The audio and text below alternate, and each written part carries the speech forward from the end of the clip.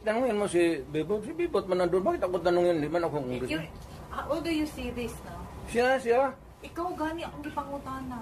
Kasi mo tanaw aning ginahimo karon sa Congress, no? It's you, Guwapo Vice President. Bebot Alvarez. Ikaw gani imong feeling. Kaya nga sagot kita eh. Ikaw lang.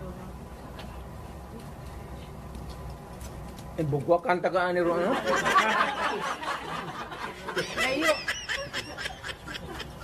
Basta tayo ang feeling mayor nga marag personal naman ni inyo, ha?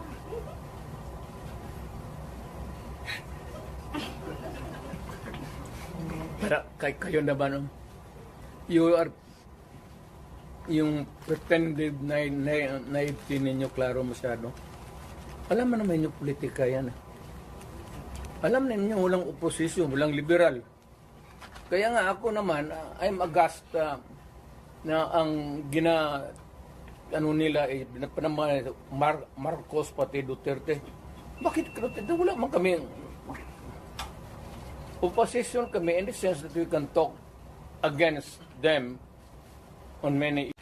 Nag-usap pa kayo ulit, no? Ng body Trump mo? May plano akong tatawag. Tatawag, anong sasabihin mo, Mayor? Sabihin ko, Trump, kaiwan pa ako. Mayor, tuloy ang pagka-mayor natin, Mayor. Mayor, tuloy ang pag-mayor.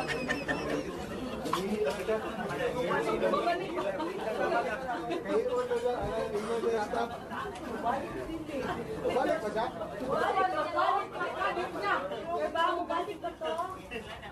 Balik pa daw to. Iyot.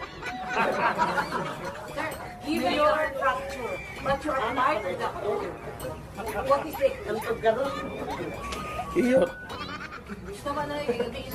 Mayor, even the fracture, but you are still part of the whole. What is it? No more. Leave me. Ayaw ko na.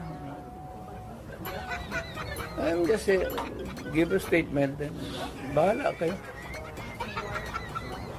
What do you expect after meeting with some of the military officials and officers yung sinasabi mo? What do you expect from them after the meeting? After meeting them?